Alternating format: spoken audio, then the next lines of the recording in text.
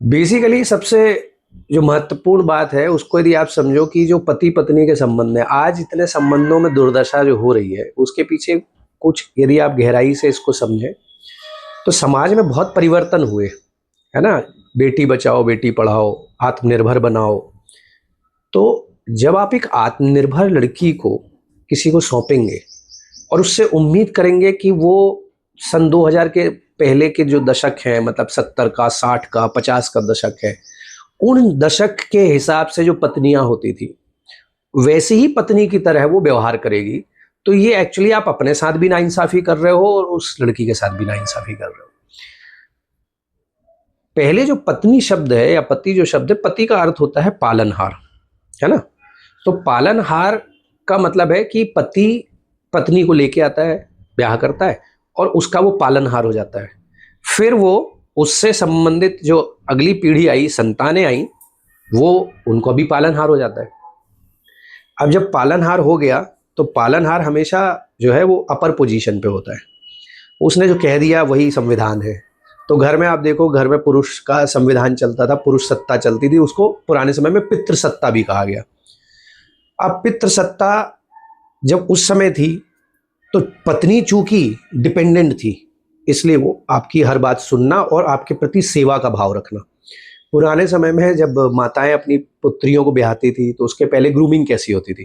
Grooming होती थी कि बेटा सबका ध्यान रखना, सबको अपना समझना, है ना, वहाँ सास ससुर की सेवा करना, पति की सेवा करना।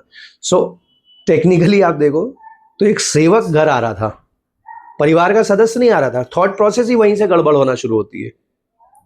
उस जमाने में मैं कह रहा हूँ गड़बड़ नहीं थी, लेकिन प्रेजेंट सिनेरियो की यदि बात करूँ तो वो गड़बड़ है। अब गड़बड़ क्यों है?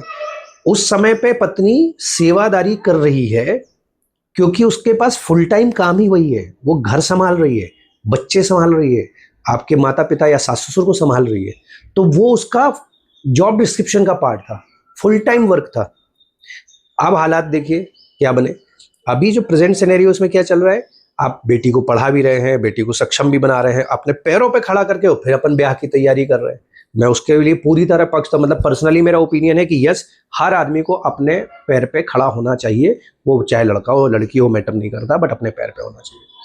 जब वो आत्मनिर्भर हो चुकी है तो गौर करो, पुराने समय की जो पत्नी थी उसका 24/7 कहा जा रहा था घर में। अब जो नए जमाने में वो पत्नी बनी है, जो नया जमाना है उसमें जो पत्नी है, वो पत्नी 12 घंटे उसके एक्सटर्नल अफेयर्स हैं, उसकी अपनी रोजी रोटी है, प्रोफेशन है, उसका काम है, तो वो उसमें फोकस कर रही है। उसके बाद बचे हुए 12 घंटे में से वो आपके साथ शेयर कर रही है। जब वो आपके साथ कंधे से कंधा लगा के प्रोफेशनल वर्ल्ड में या आपके फाइनेंशियल और मेंटल अचीवमेंट्स में सपोर्ट कर रही है, आपके साथ कंधे से कंधा सटा के चल रही है, ऐसी स्थिति में उससे ये उम्मीद करना कि बाकी जो बचे हुए घर के काम पुराने समय में थे वो सब उसी की जिम्मेदारी है। अभी बड़ा अच्छा एक सुप्रीम कोर्ट ने एक डिसीजन दिया है, डायरेक्शन है बेसिकली। उसमें ये कहा कि आप नौकरानी नहीं लाए हैं, आप पत्नी लाए हैं। सो पुराने समय के हिसाब से आप देखो तो एक क्या वजूद क्या था, एक पत्नी का वजूद क्या था। सम्मान के साथ भले ही हम उसको पत्नी नाम दे रहे हैं, लेकिन उसका जो काम था वो तो आपने नौकरानी की तरह बना रखता था। कपड़े उसको धोना, घर उसको साफ करना है, सारे कहते हैं लोगों की सेवा करना, चाय पानी और ये वो, है ना, सब सब एंड टू एंड जो है वो सब उसके पास था। लेकिन तब वो घर में थी। अब जबकि वो आ चुकी है तो आप उसके साथ ये उम्मीद करना कि वो पुराने वाले जो काम है वो भी करती रहेगी। तो यहाँ पे जो मुझे एक चीज जो सबसे बड़ी डाउट लगती है, जो मुझे जिस पे सबसे ज्यादा लगता है कि समाज को सोचना चाहिए, इवन समाज से ज्यादा जरूरी है सोचना किसके लिए, जो लोग शादी करने जा रहे हैं ना। तो जैसे आप जब गाड़ी चलाना सीखते हो, मतलब आई मीन जब आप गाड़ी खरीदते हो, कार खरीदी आपने, तो कार खरीदने के पहले आप देखो, आप ड्राइविंग लाइसेंस का पहले चक्कर लगाते हो कि ड्राइविंग लाइसेंस जब मिल जाएगा तब तो मैं कार लेके रोड पे निकलूंगा, नहीं तो पुलिस पकड़ लेगी। जब कार जैसा एक एक्शन है, जो कार चलाने की प्रक्रिया है, उसके लिए यदि आप लाइसेंस लेते हो, अपने आप के अंदर योग्य, लाइसेंस का सीधा मतलब आप योग्यता धारण कर रहे हो, है ना।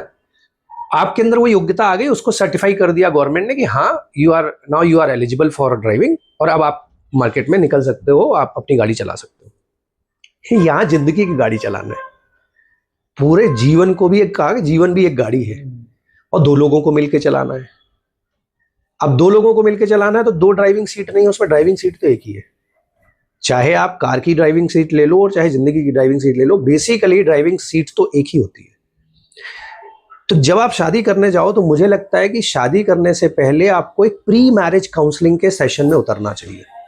आप चाहे वो 1 बार उतरे, 2 बार उतरे, आप 10 बार आप काउंसलिंग सेशन लीजिए। क्यों लीजिए? आपको ये जरूर पता होना चाहिए कि मुझे शादी करनी है, विवाह करना है तो क्यों करना है, वो मेरे लिए कितना आवश्यक है। और विवाह विशिष्ट रूपेण वहति इति विवाह, विशेष प्रकार की जिम्मेदारी का वहन करना विवाह है। क्या मैं उस जिम्मेदारी को उठाने के लिए मेंटली, फिजिकली, फाइनेंशियली, इमोशनली, चारों वर्टिकल में आप अपने आप से पूछो कि क्या मैं तैयार हूं? क्या मैं वो चारों वर्टिकल में वो जिम्मेदारी निभा लूंगा दूसरे व्यक्ति की? तो यहां एक व्यक्ति को नहीं सोचना, बतौर पति आप बनने जा रहे हो तो भी आपको सोचना चाहिए, और बतौर पत्नी आप बन के जा रही हो तो भी आपको ये जानना जरूरी है कि क्या चारों वर्टिकल में मैं जस्टिफाई कर पाऊंगी। आज यदि मैं पिछले 20 सालों की बात करूं, 20 सालों में जो मेरे पास शादी के जो कुंडली मिलान वगैरह के प्रकरण आते हैं, उसमें देखता हूं कि कोई भी व्यक्ति डिपेंडेंट वाइफ नहीं चाहता आज की डेट में। उसको वर्किंग चाहिए, पढ़ी लिखी। अच्छा, पढ़ी लिखी चाहिए तो स्वाभाविक है कि जब पढ़ाई लिखाई आप करोगे तो आपके अरमान जागेंगे, आपके सपने देखना शुरू करोगे कि यार मैं ये भी कर सकती हूँ, वो भी कर सकते हो। पिता अपने दम पे जितना अपनी बेटी को करा सकता है वो करा देता है। अब पति की जिम्मेदारी, तो क्या पति उसके लिए तैयार है कि मैं आपके सपने पूरे करने में आपकी मदद करूं? तो यहां एक प्री मैरिज काउंसलिंग की बहुत बड़ा एक गैप है जो फुलफिल कर सकता है यदि प्री मैरिज काउंसलिंग होती है। आप अपनी एलिजिबिलिटी चेक करिए कि क्या आप योग्य हैं। जैसे अभी मैंने पहले बताया कि गाड़ी चलाने के पहले एलिजिबिलिटी टेस्ट हुआ ना कि हाँ लाइसेंस आपको मिल चुका है, मतलब लायक हो। तो समाज में ऐसी कोई व्यवस्था है नहीं कि शादी के पहले कोई टेस्ट हो कि आप इसके लायक हो।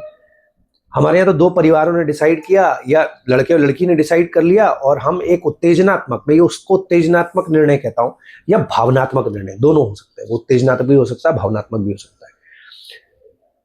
हम एक दूसरे के साथ भावनाओं के साथ जुड़ते हैं, ये तो ठीक है, बट सस्टेनेबिलिटी जो होती है वो केवल भावनाओं से नहीं होती। एक समय पति पत्नी से परेशान हो जाएगा, तंग हो जाएगा, और एक समय पत्नी पति से तंग हो जाएगी। जो अभी वर्तमान हालात आप देखो ना, वही हो रहे हैं। वर्तमान हालात वही चल रहे हैं, एक दूसरे से संतुष्टि नहीं है। और यहां अभी एक साइंटिफिक एक अप्रोच मैं आपको बताता हूं। साइंटिफिक अप्रोच ऐसी है कि नॉर्मली हमारा जो मस्तिष्क है सामान्य तौर पे, वो राइट ब्रेन और लेफ्ट ब्रेन, 2 ब्रेन हमारे हैं। पश्चिम मस्तिष्क भी है बट उसको अभी इग्नोर कर देते हैं। राइट और लेफ्ट ब्रेन जो बेसिकली है, राइट ब्रेन से प्रभावित जो व्यक्ति होगा, जो डोमिनेंस होगा राइट ब्रेन का, ऐसे लोग हाईली इमोशनल होंगे, केयरिंग होंगे, राइट। और जो लेफ्ट ब्रेन वाले हैं वो हाईली कैलकुलेटिव होंगे, एल्गोरिथम बहुत स्ट्रांग होगा, रीजनिंग बहुत स्ट्रांग होगी, और ओवर थिंकर मिलेंगे। तो एक हो गया नंबर वाला, मतलब नंबर, और एक हो गया इमोशन वाला। अब पति पत्नी में एक अंग्रेजी में वर्ड आता है better half. Better half is appropriate word for husband wife और मे बी पार्टनर्स। क्यों? मान लो एक व्यक्ति के अंदर प्रोडक्शन की क्वालिटी बहुत शानदार है, वो प्रोडक्शन डिपार्टमेंट हैंडल कर लेता है, उसमें धनी है वो, तो क्या वो दूसरा प्रोडक्शन वाला अपने साथ जोड़ेगा? नहीं जोड़ेगा। वो जुड़ेगा या तो मार्केटिंग का होगा, है ना, फाइनेंस का होगा, या वैसा तो नहीं होगा जो वो है, वो अपने से, जो अपने में नहीं है उसके खुद में, वो दूसरा व्यक्ति अपने साथ जोड़ेगा, तभी जाके कंपनी फ्लरिश करती है। अब इसी चीज को आप अप्लाई कर दो कहाँ? दैनिक जीवन में, अपने पति पत्नी की शादीशुदा जिंदगी में। तो पति और पत्नी हमेशा देखना अपोजिट ही मिलेंगे। यदि एक लेफ्ट ब्रेन ड्रिवन है, मतलब एक बंदा जो है या एक बंदी हाईली नंबर्स को लेके हाईली वो है, डोमिनेट कर रही, मतलब वही चाहिए उसको, नंबर से उसके लिए सबसे महत्वपूर्ण है जीवन। तो उसके जीवन में जो दूसरा व्यक्ति अपोजिट आएगा, वो देखना वो भावनात्मक होगा। अब हुआ क्या कि एक भावना प्रधान है और एक नंबर प्रधान, तो भावना प्रधान वाला कभी इसको मैनेज करने की कोशिश करेगा और कभी नंबर वाला मैनेज करे, तो लाइफ बैलेंस हो जाएगी। मतलब माइनस और प्लस, ये दोनों के जोड़ है। अब यहां जो मैं बताना चाह रहा था कि यहां कहानी कहां गड़बड़ होती है। आप किसी व्यक्ति से जुड़े, तो आप मान लीजिए आप चाहते थे कि वो आपको इमोशनल केयर करे, ठीक है। जब इमोशनल केयर बहुत अच्छी हो रही है, तो अब जब वो मिल रही है आपको, तो अप्राप्य को प्राप्त करना, मतलब जो नहीं मिला है उसको पाने की चाहत, ये प्राय तौर पे लोगों में होती है। जो मिल गया वो जीरो हो गया, है ना। और जो नहीं मिला है वो बड़ा महत्वपूर्ण है। तो अब वो क्या करता है कि शादी के कुछ सालों बाद तक, मतलब 2-3 साल, 4 साल, 5 साल बीत जाने के बाद तुम देखना कि आपस में एक झगड़ा शुरू होगा कि यार तुम ये ध्यान नहीं रखते और तुम वो ध्यान नहीं रखते। तो ये और वो जो आ रहा है ना, वो बेसिकली वो पार्ट है जो पति के डोमेन का हिस्सा ही नहीं था, या उस लड़की के डोमेन का हिस्सा ही नहीं था। जब लड़की इमोशनल है या लड़का इमोशनल है, तब उससे आप नंबर्स की एक्सपेक्टेशन कैसे कर सकते हो, क्योंकि उसका लेफ्ट ब्रेन ड्रिवन तो है ही नहीं ना, लेफ्ट ब्रेन ड्रिवन तो आप हो। तो यहां सबसे बड़ी चीज क्या होती है, एक समझौता होना चाहिए। वैसे भी शादी एक समझौता, विवाह एक समझौता है, सामाजिक समझौता कहा गया उसको, है ना। 7-5 वचन की चर्चा हिंदू सनातन परंपरा में आती है।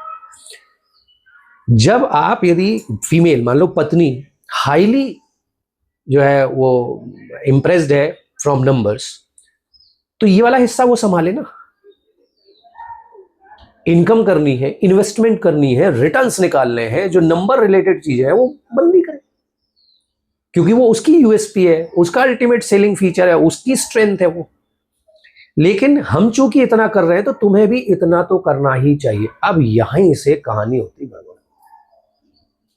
आप यदि उससे कहो कि भाई जो तुम केयर कर रही हो इसको और ऊपर बढ़ा दो, जो आप सपोर्ट करते हो उसको और बढ़ा दो, तो अपन दोनों आपस में फ्लरिश करेंगे, मिलके फ्लरिश करेंगे। तो अभी क्या हो गया है कि मिलके वाला शब्द हो गया खत्म। मेरा और तेरा, मतलब मेरी कमाई मेरी है, तुम्हारी कमाई तुम्हारी है, मेरे डिसीजंस मेरे हैं, तुम्हारे डिसीजन तुम्हारे। तो यहाँ पे जो गाड़ी के जो चक्के में, जो गाड़ी के जो 2 चक्के थे, वो 2 चक्कों में अलाइनमेंट खत्म हो चुका है। और अलाइनमेंट जब खत्म हो गया तो आपको क्या लगता है कि गाड़ी सही चलेगी? डिसबैलेंस हो जाएगी, डिसबैलेंस होगी। अब वो एक दूसरे के साथ चल तो रहे, तो चल नहीं रहे, बेसिकली धकेल रहे हैं। तो अभी यदि तुम देखो तो लगातार अभी स्थितियां कैसी चल रही है कि पति पत्नी के संबंध धकेले जा रहे हैं। अब यहाँ पे दूसरा सीन क्रिएट होगा। क्या सीन क्रिएट होगा कि जब आप एक असंतुष्टि के दौर से गुजरते हो पति पत्नी के बीच में, मतलब पत्नी अपने पति से असंतुष्ट है, पति अपने पत्नी से असंतुष्ट है, तो एक फिजिक्स का एक सिद्धांत था उसमें, मतलब इलेक्ट्रॉन प्रोटॉन न्यूट्रॉन में मैं बता रहा हूँ। तो जब इस अनुबंध जो है वो स्ट्रॉन्ग कम हो जाते हैं, मतलब आंतरिक जो अनुबंध है वो कमजोर हो जाते हैं, तो इलेक्ट्रॉन बाहर के दूसरे एलिमेंट के साथ रिलेशन बनाने के लिए तैयार हो जाता है, क्योंकि उसको अपनी डिजायर मीट आउट करनी है। तो इसी सिद्धांत से समझ लो कि न्यूक्लियर लेवल पे यदि ये घटना घट रही है, तो जो मास लेवल है उसमें भी घटना स्वाभाविक है। जब एक पति या पत्नी आपस में असंतुष्टि का भाव उसके जीवन में आ चुका है कि मुझे इससे ये नहीं मिल रहा है, तो वो उसको ढूंढने का अधिकार उसके पास है, वो सुरक्षित है, चाहे वो सामाजिक तौर पे स्वीकार्य हो और चाहे सामाजिक तौर पे स्वीकार्य ना हो। यदि लड़के को लग रहा है, पति को लग रहा है कि मुझे प्रेम स्नेह की कमी हो रही है, मुझे वो जो मुझे चाहिए वो नहीं मिल रहा है, तो वो दूसरी जगह मूव करने लगेगा, वो ढूंढेगा। और हकीकत ये भी है कि अधिकार, पति पत्नी के बीच तो अधिकारों का संबंध है, लेकिन अदर देन दिस रिलेशनशिप बाकी सब व्यवहार का संबंध है। चला चला, न चला न चला, लेकिन उम्मीद नहीं छोड़ता आदमी, प्रयास जरूर करता है, क्योंकि इसको कहते हैं कि खालीपन है। उस खालीपन को भरने के लिए हर व्यक्ति, चाहे वो स्त्री हो चाहे पुरुष हो, प्रयत्न करेगा। एक छोटा सा एग्जांपल कि आपका बच्चे से आपके संबंध मधुर नहीं है, या आप उसके साथ आप मतलब मार पिटाई या उसको प्रताड़ना ज्यादा करते हो, आप देखेंगे कि वो किसी दोस्त को देख के कि उसके माता पिता के संबंध उसके दोस्त के साथ बहुत अच्छे हैं, तो उसका झुकाव उसके परिवार की तरफ होने लगेगा, क्योंकि वो जो उसको नहीं मिल रहा है वो वहां दिख रहा है, तो वो उसको लेने की कोशिश करेगा। एक स्वाभाविक घटना है, कुछ अनोखा नहीं है इसमें। तो आज यदि अपन बात करें कि पति पत्नी, मतलब भारत में क्या हो रहा है, हमको पति पत्नी का जो जिम्मा है वो चाहिए मुझे 60 और 70 और 80 के दशक वाला, वैसी पत्नी चाहिए, लेकिन आज के साथ कंपैटिबिलिटी भी चाहिए। तो ये जो एक्सपेक्टेशन है ये थोड़ी गड़बड़ है। मुझे ऐसा लगता है कि भाई यदि तुम पहले पहुंच गए घर, तो तुम कॉफी बना लो, वो पहले पहुंच गई तो वो कॉफी बना लेगी, दोनों बैठ के कॉफी पियो। मुद्दा तो यह है कि साथ में बिताया हुआ वो समय बहुत सुंदर सा हो। अब सुंदर का, मैं आ चुका हूं 2 घंटे 3 घंटे पहले घर, और पत्नी नहीं आई है, और उसके आने के बाद जस्ट इमेजिन कि यदि मैंने वो कॉफी बना के उसके लिए साथ 2 कप मैंने रख ली है, तो उस समय वो ज्यादा अपने आप में खुशी महसूस करेगी, या आपका ये कहना कि यार कॉफी बना रही हो गया, और वो 2 घंटे आपसे लेट आई है घर, लेकिन आपकी उम्मीद अभी भी है कि वो जाके कॉफी बनाए। क्यों? क्योंकि हमारी परवरिश में ही ये सिखाया गया है कि पत्नी को तो सब काम करने ही होते हैं। कपड़े धोना है तो पत्नी से धोएगी, अरे मशीन ही तो धो रही है, डालने बस तो है। लेकिन वो जो ओनरशिप वाली फीलिंग ऑफ ओनरशिप जो है ना, वो भारतीय समाज में पुरुषों की दुर्दशा कर रही है। पुराने समय में बात करें तो पुराने समय में पितृसत्ता नहीं होती थी, मातृसत्ता चलती थी, है ना। तो मातृसत्ता मतलब मातृसत्ता का सबसे बढ़िया एग्जाम्पल देता हूं, इससे बड़ा कोई एग्जाम्पल नहीं हो सकता। आदि शक्ति माँ दुर्गा का जब वो होता है, प्रादुर्भाव होता है, उनकी जब वो निर्माण होता है, जब अवस्था लेती है, धारण करती है, तो ब्रह्मा विष्णु और महेश ये तीनों अपनी शक्तियां उनको समर्पित कर देते हैं कि भाई अब हमसे बाहर हो गई चीजें, अब नहीं संभल रही तो आपको संभालना है। ये सबसे बड़ा एविडेंस है। इसलिए अपने यहाँ स्त्रियों को शक्ति कहा गया। हमारे शक्ति की उपासना होती है, और वो शक्ति की उपासना जहाँ सारे देव दानव किन्नर सब जो है अपना शरणागति में चले जाते हैं, क्योंकि उनको मालूम है अब सिर्फ जो होगा वो संग्राम होगा और कोहराम होगा। तो हमारे यहाँ मातृसत्ता बहुत महत्वपूर्ण थी। अभी क्या हुआ है, मातृसत्ता का बिगड़ा हुआ रूप है। हम बोलते तो जरूर है ना, कन्या पूजन भी हो जाएगा, बेटी बचाओ और बेटी पढ़ाओ भी हो जाएगा, लेकिन जो एक आंतरिक जो आपके भाव में होने चाहिए एक स्त्री के प्रति संरक्षण का, सम्मान का, वो चीज मिसिंग है। और सबसे ज्यादा मिसिंग यदि कहीं है तो वह पति पत्नी के संबंधों में। क्योंकि मैं फिर कह रहा हूं, पति जो शब्द है ना, उसमें एक ओनरशिप है, कंपेनियन ओनर नहीं होता। आप मेरे कॉफी के कंपेनियन हो सकते हो, इवनिंग कॉफी इवनिंग टी के। आप मेरे जिम के कंपेनियन हो सकते हो, है ना। आप मेरे मंदिर के कंपेनियन हो सकते हो कि मंदिर में जाता हूं तो आप भी मंदिर जाते हैं, तो हम कंपेनियन हो गए। हम दोनों के बीच में एक कॉमन चीज होगी। जो कंपेनियन कभी डोमिनेट नहीं करता, लेकिन जो ओनरशिप आती है वो आती है पति नाम से। तो ये जो ओनरशिप है, इससे जब तक आदमी मुक्त नहीं होगा, मुझे नहीं लगता कि ये जो समाज में अभी जो चल रहा है परिस्थिति, ये हमको उस जगह पे ले जाएगी जहां अगली जनरेशन, मतलब ये जो आप समझ लो 2015 2010 2000 के बाद जो पैदा हुए बच्चे हैं, जब ये ब्याह करेंगे, विवाह करेंगे, तो ये आउटराइट रिजेक्ट कर देंगे कि हमें शादी करनी चाहिए। अभी मैं एक पेपर में पढ़ रहा था कि एक सर्वे आया, जिस सर्वे में लगभग 2035 तक ये कहा जा रहा है कि विवाह प्रथा बंद हो जाएगी। हाँ, मतलब विवाह नाम की संस्था जो है वो समाप्ति की कगार पे है। और ये समाज में होने वाला परिवर्तन है। और गीता में क्या सार है? परिवर्तन संसार का नियम है। आप सिर्फ उस परिवर्तन को देख सकते हो और उसके साथ ढल सकते हो, लेकिन आप सोचो कि इसमें एक रिवोल्यूशन लाके बदल देंगे, तो वो संभव नहीं है। क्योंकि नई जनरेशन को वो समझौता या वो रिश्ता समझ में ही नहीं आ रहा। क्यों नहीं आ रहा? क्योंकि हम समझा ही नहीं पा रहे। उसने अपनी मां को अपने पिता से प्रताड़ित होते देखा है, तो वो प्रताड़ना का अधिकार उसके अंदर है। दूसरा सीन, यदि उसने अपनी माता से पिता को प्रताड़ित होते देखा है, मां का डोमिनेंस घर में देखा है, तो उसके अंदर एक डर भर गया कि यार मैं ब्याह करूंगा तो मेरे साथ भी यही ना हो, तो इससे अच्छा तो अकेला जीवन बढ़िया है। और दूसरा, कमा मैं रहा हूं, सारी कहते फ्रीडम मेरे पास है, तो इस फ्रीडम को मैं क्यों खत्म करूं। तो basically personal freedom, personal space के कारण अब ये संबंध खतरे में है।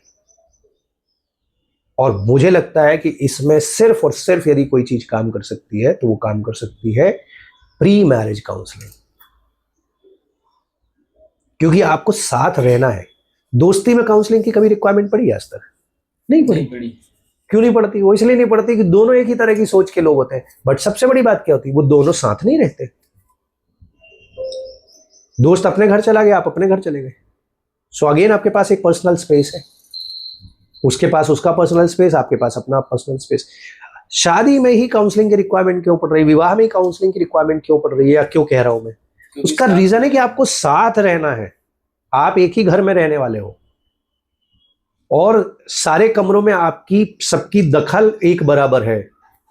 किसी से किसी के कमरे में घुसने के पहले पूछना नहीं है आपको। इसलिए इस रिश्ते को बचाने के लिए सबसे ज्यादा इस समय जरूरी है तो वो है काउंसलिंग। एक दूसरे को अंडरस्टैंड करने के लिए सबसे ज्यादा जरूरी है कि आप अपने बारे में, अपने अच्छाइयाँ तो ठीक है, मतलब जब मैं तो जो कुंडली मिलाता हूँ तो उसमें आजकल लव बर्ड्स को या जो शादी करने वाले हैं उनको ये जरूर कहता हूँ कि भैया गुण तो ठीक है, अवगुण मिलवा लो। अवगुण क्यों मिला लो? अब अवगुण मतलब मान लो मैं सुबह सूर्योदय के पहले मुझे पाठ करना है, मेरे लिए अच्छा हो सकता है, मुझे अच्छा लगता है इसलिए मैं कर रहा हूं, लेकिन हो सकता है मैं जिससे ब्याह करने जा रहा हूं वो 2 बजे 3 बजे रात तक जगने वाली लड़की हो। अब सवेरे 5:30 बजे हमने घंटी बजा दी या शंख फूंक दिया, तो ये मेरा अवगुण हो गया उसके लिए। तो अपनी आदतों का, बेसिकली अपनी आदतों का, वो अच्छी हो वो बुरी हो से मैटर नहीं है।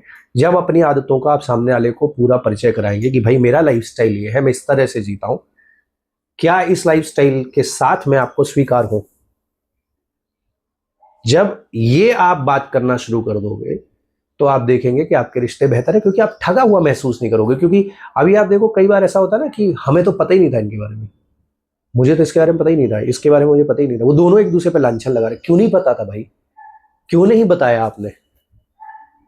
7 बजे यदि शाम को आरती में मंदिर जाते हो तो वो भी बताओ, और 7 बजे यदि आप बाहर जा रहे हो तो भी बताओ, ये 7 बजे कहते हैं अपने दोस्तों के साथ घूमने जाते हो वो भी बताओ। तो वो सारी चीजें जब पता होंगी तो पता होने के बाद हम मेंटली तैयार हो चुके होते हैं, इमोशनली तैयार हो जाते हैं कि ठीक है मुझे इससे आपत्ति नहीं है, आई कैन मैनेज। तो जब व्यक्ति एक्सेप्टेंस कर लेता है कि हाँ जिस रूप में आप अपने आप को बता रहे हैं मुझे आप स्वीकार है, तो ऑब्वियस है कि वो रिश्ते लंबे चले जाएंगे। उस पर आप कभी झगड़ोगे नहीं ना, क्योंकि आपको डे वन से पता है।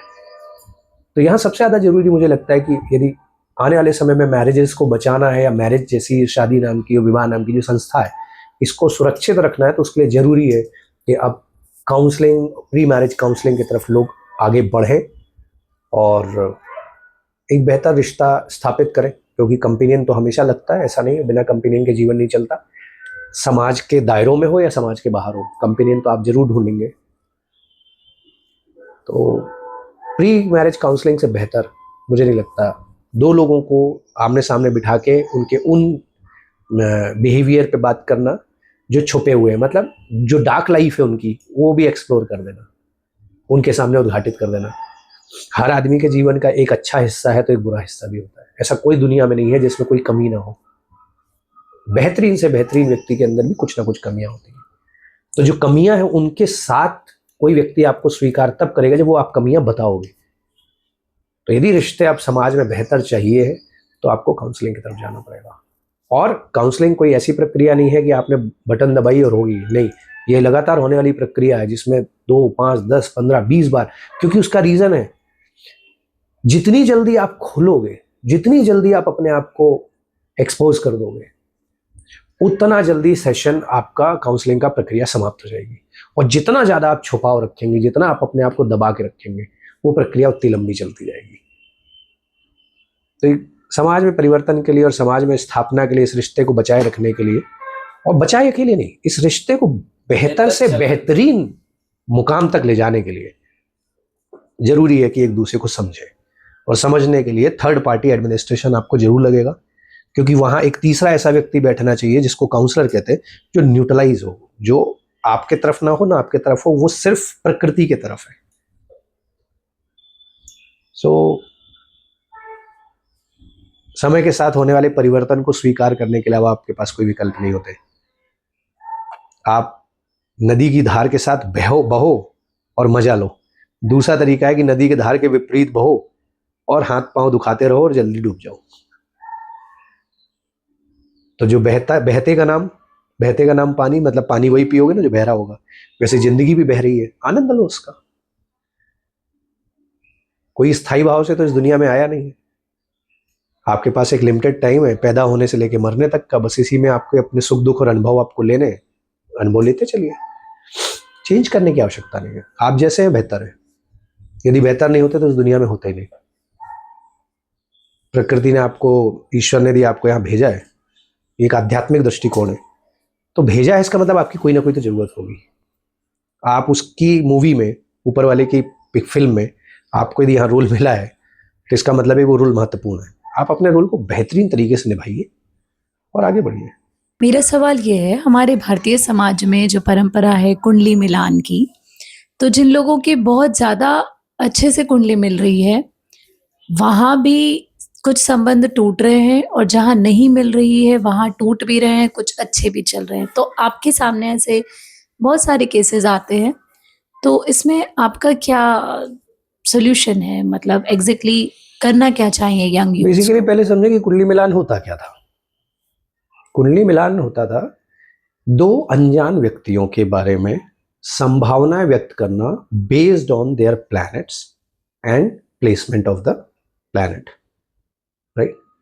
सो एक एक एक एल्गोरिथम, एक लॉजिक ज्योतिष में क्रिएट किया गया, जो जिसका आधार क्या है वो भी समझना। ये पूरी जो संपूर्ण सृष्टि है, ये पूरी सृष्टि त्रिगुणात्मक है। त्रिगुणात्मक मतलब 3 गुणों से युक्त है, सतोगुण, रजोगुण और तमोगुण। दूसरा, ये पूरी जो संपूर्ण सृष्टि है वो 5 तत्वों से मिलकर निर्मित है। क्षिति, जल, पावक, गगन, समीरा। पृथ्वी, जल, वायु, अग्नि और आकाश। स्थूल रूप मतलब फॉर एग्जाम्पल ये मेरे पास एक डिवाइस है, तो कोई भी ऐसी चीज जिसको आप छू के देख सकते हो, वो उसमें ये 5 तत्व मिलेंगे। हर वो चीज जो दिख रही है उसमें 5 तत्व जरूर हैं, मात्रा अलग अलग हो सकती है। तो जो हार्डवेयर है हमारा, वो हार्डवेयर काय से बना है? 5 तत्वों से। लेकिन इस हार्डवेयर में चूंकि हम जीवित हैं, है ना, चेतन है, जड़ नहीं है। इवन जड़ों में भी लाइवनेस तो होती है, पेड़ पौधों में भी जीवन है। तो प्राय तौर पे चलित मतलब जो जिनमें जो चेतन अवस्था में है और जो मूवमेंट कर रहे हैं, उनको उनके जीवन में सबसे ज्यादा प्रभाव आप इन 3 गुणों से देख सकते हो। जैसे किसी पेड़ का, नीम का पौधा है, नीम के पौधे में आप देखिए तो उसका जो स्वाद है वो कैसा है? कड़वा है। अब आप इस नीम के पौधे को दुनिया के किसी भी हिस्से में लगाइए, वो कड़वा ही रहेगा, क्योंकि वो क्या है? उसका गुण है ना। अपन अवगुण पे बात नहीं कर रहे, गुण कह रहे हैं। कड़वाहट भी गुण है। गुण किसके लिए है? जिसने उसके कड़वेपन का, नीम के कड़वेपन का जिसने वो ढूंढ लिया, यूटिलिटी, उपयोगिता ढूंढ ली, उसके लिए वो फायदेमंद हो गया। जिसके लिए उपयोगिता नहीं है उसके लिए वो व्यर्थ का हो गया। तो है तो ये गुणी, तो त्रिगुणात्मक जगत है। अब एक व्यक्ति का जो आपके 5 तत्वों से इसका निर्माण हुआ और उसमें जो तत्व, जो उसमें जो गुण आया, यदि सतोगुण आया, अब सतोगुण को कॉम्प्लीमेंट कौन करेगा? सतोगुण नहीं, बेटर हाफ नहीं है ना, उसका उल्टा। तो सतोगुणी व्यक्ति के साथ कैसा व्यक्ति चलेगा? या तो वो रजोगुणी होना चाहिए या तमोगुणी होना चाहिए।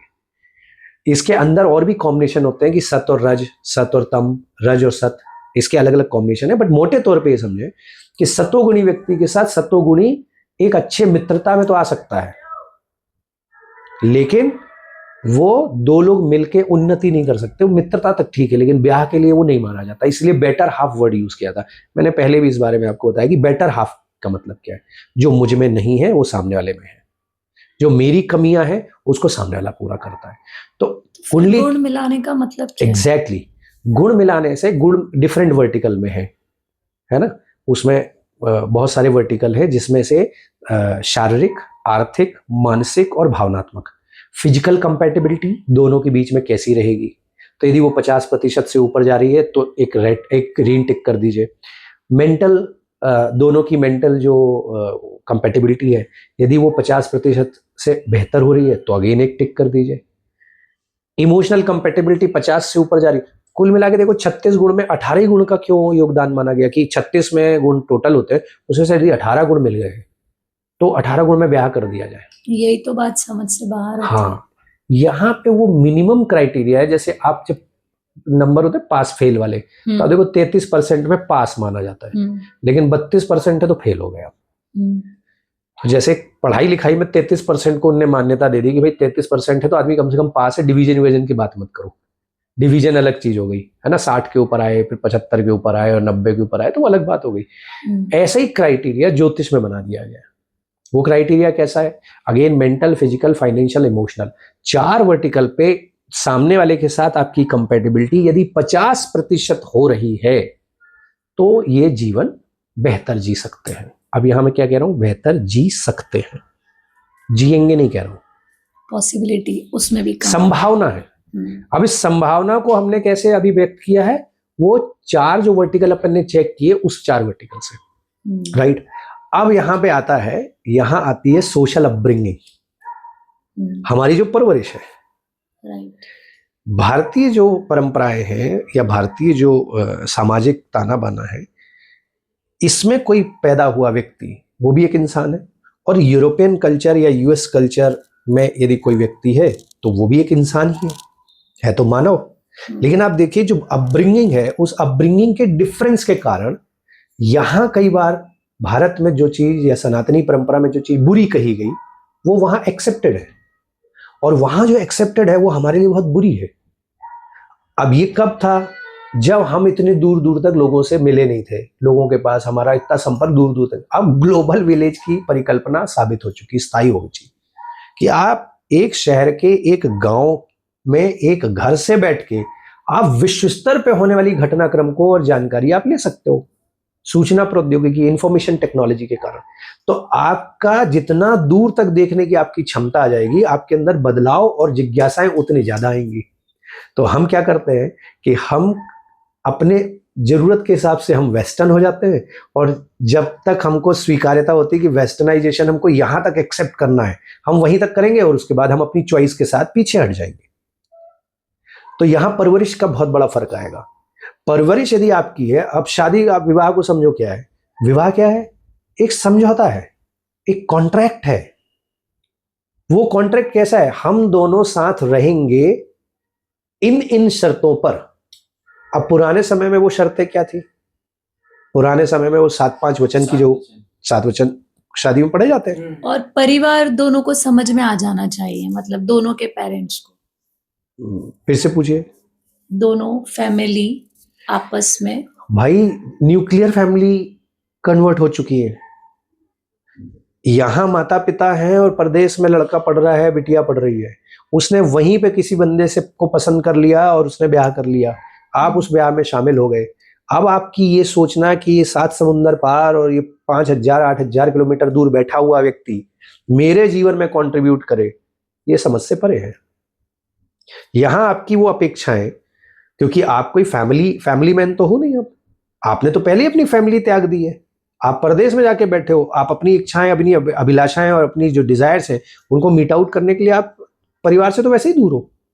तो परिवार इस बात को स्वीकार नहीं कर पाता। Again that is part of upbringing. ये फिर वही परवरिश का, क्योंकि मैंने मेरे माता पिता की सेवा की है इसलिए मुझे ऐसा लगता है कि मेरे बच्चे को भी मेरी सेवा करनी चाहिए। ये भाई बाय चॉइस है, ये उसकी चॉइस है कि वो आपकी सेवा करेगा कि नहीं, आपका ध्यान रखेगा कि नहीं। दूसरा, आपको उससे ध्यान क्यों रखवाना है, एक इमोशनल प्रेशर क्रिएट क्यों करना है। पति पत्नी एक दूसरे के साथ समझौते में, एक कॉन्ट्रैक्ट में बंधे हुए हैं, जो सोशल कॉन्ट्रैक्ट है, वो एक दूसरे का ध्यान रखें, समझ में आता है। लेकिन उनका ध्यान ऊपर की कोई पीढ़ी और नीचे की कोई पीढ़ी रखे, ये कौन सा कॉन्ट्रैक्ट है, ये तो कोई कॉन्ट्रैक्ट ही नहीं है। और जब आपके शादियां कैसे होती थी, एक गांव से दूसरे गांव में, मतलब पैदल भी चले तो बोले साहब 20 मिनट आधा घंटा लगेगा पहुंचने में। अब शादियां कहां हो रही हैं, एक देश से दूसरे देश में। तो देश जैसे ही बदला तो देश, काल और वातावरण, सारी परिभाषाएं बदल देते हैं। यहां जो सही है हो सकता है वहां गलत हो, वहां जो सही लग रहा है लोगों को वो आपकी नजर में हो सकता है गलत हो। तो मेन चीज ये है कि कुंडली मिलान से आप केवल त्रिगुणात्मक मिलान करते हो, गुणों का मिलान, और उसको बांट दिया गया कैसे कि भाई 36 नंबर दे दिए, उसमें से 18 गुण मिल गए, तो ये मिनिमम क्राइटेरिया है, आपकी कंपेटेबिलिटी हो सकती है, इसमें आप आगे बढ़ सकते हो। अब वो 30 की जगह 18 की जगह 20 हो गए, 22 हो गए, 25 हो गए। मेरी अपनी अवधारणा अलग है कि जितने ज्यादा गुण मिलान होते हैं, मतलब यदि आप 28 से ऊपर गुण मिलान हो गए तो फिर वो एक दूसरे के साथ वो एक वैचारिक मतभेद बनना शुरू हो जाता है, क्योंकि दोनों का ईगो जम के क्लैश करता है। लेकिन ओवरऑल एक क्राइटेरिया बनाया गया था। लेकिन अब आप ये सोचो, ये तो क्राइटेरिया तब का है ना जब हम जानते नहीं थे एक दूसरे को। अब का क्राइटेरिया क्या होना चाहिए, इस पे एक नई रिसर्च की आवश्यकता है, नई शोध की आवश्यकता है। इसको सर्वे के बाद, पहले आपको सर्वे करना पड़ेगा कि जो आज के रिश्ते हैं उनके टूटने का कारण क्या है। जब कारण पता लग जाएगा तब आप उसके निवारण की तैयारी करोगे। आपको तो कारण ही नहीं पता, क्योंकि कारण कई ऐसे हैं जो ग्रे लाइफ का हिस्सा है, जो डार्क डिजायर और डार्क लाइफ का हिस्सा है।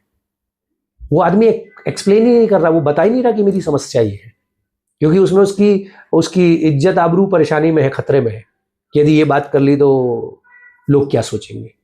इसीलिए तो मैंने कहा कि इसके लिए काउंसलिंग के अलावा कोई विकल्प नहीं है। आपको एक बंद कमरे में एक ऐसे व्यक्ति के साथ, दोनों लोगों को, होने वाले पति पत्नी को बैठना चाहिए जो आपकी बातें बस वहीं कमरे तक सीमित रखे और आपके साथ जस्टिस करे, बायस्ड हुए बिना। आज जब आप 6 महीने से लेके 6 साल तक लोग लिव इन रिलेशन में है, लिव इन में रह रहे हैं, बेसिकली कोई समझौता नहीं होना चाहिए जो होता है शादी में, शर्तों पे। कोई ऐसा संबंध नहीं है जिसमें समझौता ना हो। जैसे डिवोर्स, कभी तुमने सुना पिता पुत्र में डिवोर्स हो गया? कभी नहीं होता। भाई भाई में डिवोर्स हो गया? कभी नहीं होता। Because it is part of DNA. आपका जो डीएनए एक्सपेंशन, डीएनए वर्टिकल है, रिश्ता होता है। जिसको अपन खून का रिश्ता कहते हैं। कितने लड़ झगड़ लेंगे, एक समय ऐसा आएगा कि दोनों साथ खड़े होंगे। लेकिन पति पत्नी में ये कहां होता है? पार्टनरशिप में ये कहां होता है? इवन पार्टनरशिप जब मैं यूज कर रहा हूं वर्ड, तो पार्टनरशिप आप समझिए काहे के लिए कर रहा हूं मैं? प्रोफेशनल मींस उसमें एक ऑब्जेक्टिव है कि भाई मुझे 200 करोड़ का अपन को ये टारगेट अचीव करना है और इस पूरे काम से 200 करोड़ रुपए अपन को खड़े करने हैं। तो यहां पे अर्थ मतलब फाइनेंस, पैसा आधार बना है। यहां चरित्र और व्यक्तित्व पे कोई चर्चा नहीं चल रही किसी के। तो वो 2 लोग या 2 से अधिक लोग जुड़े हैं एक ऑब्जेक्टिव को अचीव करने में। ऑब्जेक्टिव अचीव कैसा? एट एनी कॉस्ट, किसी भी कीमत पे हमको वो चाहिए, वो ऑब्जेक्टिव अचीव होना चाहिए। तो वहां एक एजेंडा है जिसके कारण आप जुड़े हो। पति पत्नी में एजेंडा क्या है? तो पति पत्नी में तो पूरा लाइफ का एजेंडा है। मेंटल भी है, फिजिकल भी है, फाइनेंशियल भी है, इमोशनल, चारों वर्टिकल पे है। अब चारों यहां एक वर्टिकल पे है तो भी उनके जब एग्रीमेंट बनते हैं, वो एग्रीमेंट में एग्जिट पॉलिसी होती है कि भाई बाहर यदि निकलना है आपको अपने इस सिंडिकेट से, इस पार्टनरशिप से, तो कैसे बाहर निकले, उसका भी तरीका दिया हो। लेकिन विवाह में क्या है? विवाह में एग्जिट पॉलिसी है कोई? तो हिंदू सनातन परंपरा में तो नहीं है। तलाक यदि हम शब्द कहें तो तलाक जो है वो उर्दू शब्द है, वो मुस्लिम कम्युनिटी में एप्लीकेबल है, हमने उसको अडॉप्ट कर लिया है। डिवोर्स यदि हम शब्द कहें तो डिवोर्स बेसिकली पर्टिकुलर कम्युनिटी में एक स्पेस दिया है कि यदि ये रिश्ता आप नहीं निभा पा रहे हैं तो ससम्मान आप इस रिश्ते से बाहर आ जाइए। और हमारे यहाँ क्या है साहब? 7 जन्मों का बंधन है। मतलब अब यहां आश्चर्य होता है कि मतलब मेरी हो सकता है इस बात से जो धार्मिक, तथाकथित धार्मिक लोग हैं उनको कष्ट हो कि एक जन्म में, यदि ये जो जन्म आप चल रहा है, इस जन्म में आप अपने पति या अपनी पत्नी से असंतुष्ट हैं और ये दूसरा जन्म है भी आपका उसके साथ, तो इसका मतलब है भी 5 जन्म आपको ये और भोगना है। तो ये जो पूरा सिनेरियो है, ये बनाया किसने है? ये आया कहां से है? हम तो अगले जन्मों की और पिछले जन्मों की बात नहीं कर रहे, मैं तो बात कर रहा हूं इस जन्म की। यदि जुड़ाव हो रहा है तो अलगाव होने के लिए भी आपके पास कोई ना कोई रेमेडीज होनी चाहिए, जो हमारे यहां नहीं है। अब वो है तो क्या? संवैधानिक तौर पे है, आप डिवोर्स फाइल करिए। बट डिवोर्स शब्द आता है काय में? डिवोर्स शब्द आया मैरिज में, शादी में आया, निकाह में आया तलाक, विवाह में विवाह विच्छेद जैसा शब्द कहीं नहीं मिलता। लेकिन तब भी अब हमें समाज को उसकी जरूरत महसूस हुई तो संविधान ने एक व्यवस्था दे दी आपको।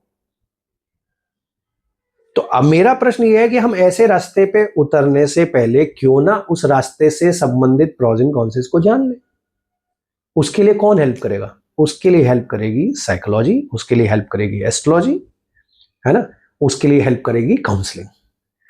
ज्योतिष क्यों? कि ज्योतिष आपकी मूल प्रकृति को निखार के रख देता है, सामने आप उद्घाटित कर देता है। दूसरे की भी प्रकृति है, अब इस प्रकृति में गुण भी है और दोष भी है। इन गुण दोषों के साथ यदि आप जुड़ने तैयार हैं, वेलकम। और यदि नहीं है तो आप उस रास्ते पे जाने के पहले उससे बाहर आ जाइए, ताकि विच्छेद जैसी चीज या जो डिवोर्स जैसा जो एक इमोशनल क्राइसिस है, एनी मतलब बहुत सारे क्राइसिस है, फाइनेंशियल है, इमोशनल है, बहुत सारे कम से कम उस क्राइसिस में तो आप नहीं फंसोगे। तो यहाँ ज्योतिष का जो काम है वो इतना काम है, डॉक्टर आपको दवाई देता है, इलाज करता है, इस गारंटी के साथ इलाज नहीं करता कि आप बच जाओगे, वो अपने एफर्ट्स करता है, उसकी जो नॉलेज, उस नॉलेज के बेस पे आपको बचाने का वो प्रयास कर रहा है।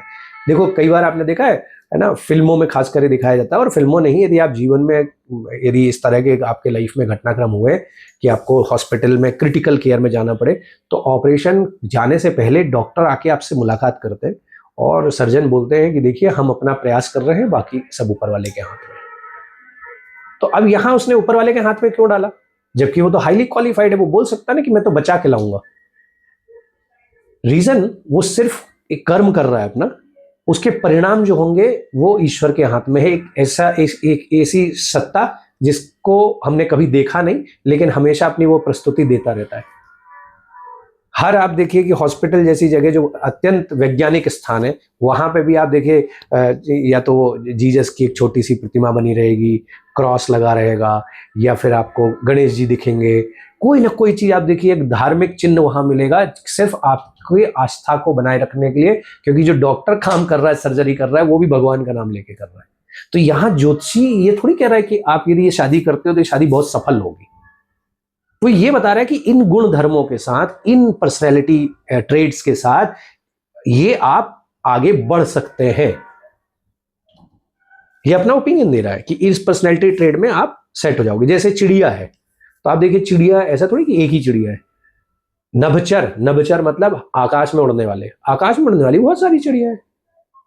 तो एक चिड़िया दूसरे के साथ, चिड़िया के साथ कंपैटिबिलिटी कर लेगी। तो एक होता मिनिमम कंपैटिबिलिटी, एक होता मैक्सिमम कंपैटिबिलिटी। अब चिड़िया को उड़ने के लिए कहा जाए कि बाज के साथ उड़ लो, तो उड़ेगी तो जरूर, लेकिन उसकी भी अपनी एक लिमिट है ना, उसके बाद तो बाज उसको छोड़ के ऊपर निकल जाएगा। तो यहां प्रकृति पे बात हो रही है कि प्रकृति को एनालाइज करना, उसकी एनालिसिस करना, उसके शॉर्ट एनालिसिस करना, उसकी प्रोज एंड कॉन्सेस पे वो करना, फोकस करना, और दोनों को उस बात से अवगत कराना, समझाना। इसीलिए मैंने कहा कि काउंसलिंग, एस्ट्रोलॉजी टूल है, एक माध्यम है, लेकिन उस टूल को काउंसलिंग के माध्यम से आप कैसे इंसेप्शन करते हैं, कैसे आप समझाते हैं, ये व्यक्तिगत योग्यता का वो है, प्रमाण है। और उसमें अनुभव बहुत महत्वपूर्ण चीज है। आपको कितने साल काम करते हो गए, कितने प्रकार के आपने केसेस देखे, उस पर निर्भर करता है। सो ज्योतिष का अपना एक रोल है, वो रोल है, बट टूल की तरह रोल है। इस पे आप डिपेंडेंसी नहीं कर सकते।